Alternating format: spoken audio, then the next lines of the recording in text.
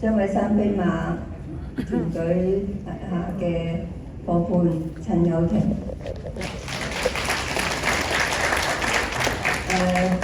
好多謝各位領導、高層工作人員俾個機會我喺度同大家分享我嘅故事。咁我本身自幼係體弱多病啦，咁有先天性心律不正啦，容易頭暈啦，低血壓啦，仲試過係呢個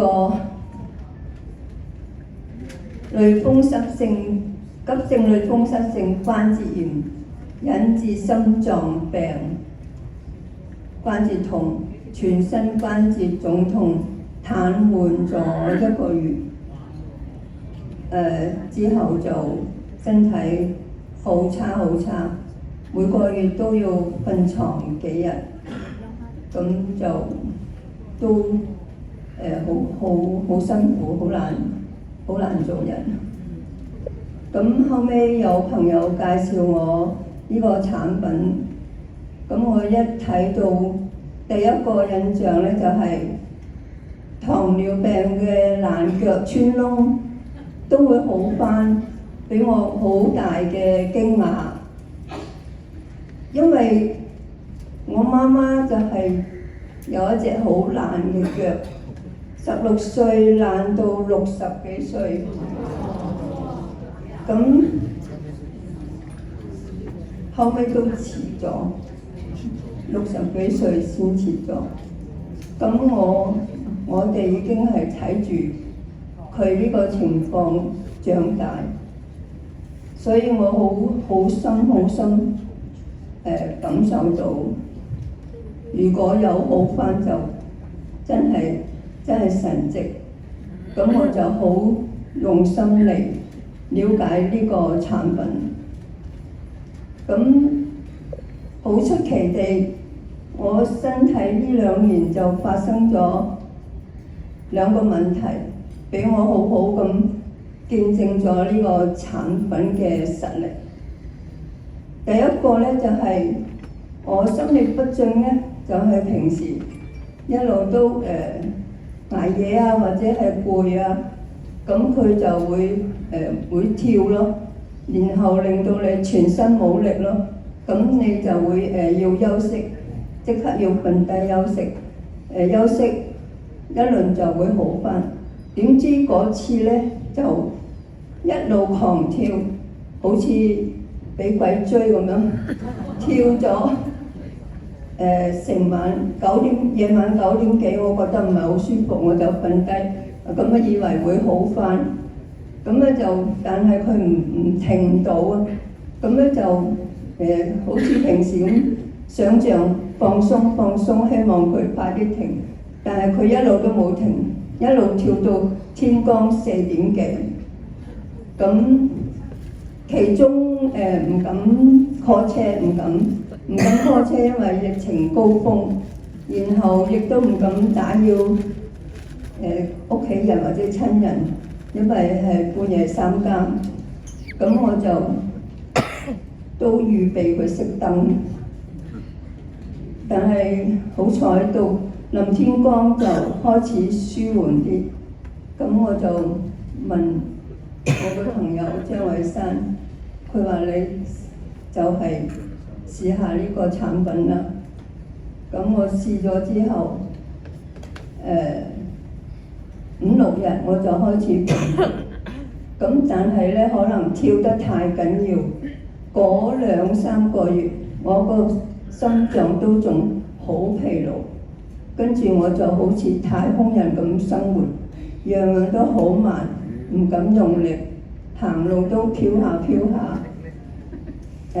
但係我就唔放棄，就繼續用呢個產品。咁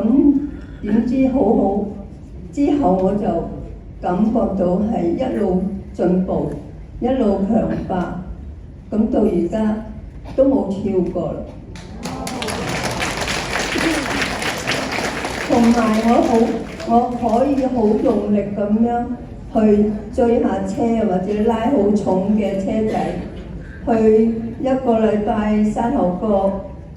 元朗沙頭角、元朗兩頭飛我都 OK。咁仲有一個見證就係、無端端生咗啲鹹粒喺個身度，咁我完全都唔懷疑係咩嚟嘅。但係我10月1號咧我就要出門，咁我諗住執定啲中藥可以傍下身，有咩事有得用。咁去中醫嗰度，因為我都好耐20幾年冇睇西醫，咁我就去到中醫嗰度，佢竟然鼓勵我，你呢個唔係普通嘅鹹粒，係疱疹，即係生蛇。咁咧就叫我即刻去急症室打針食抗生素。咁因為我係素食者20幾年，我就好抗拒食西藥。咁我話你不如開啲中藥俾我試下先。咁我就試咗2次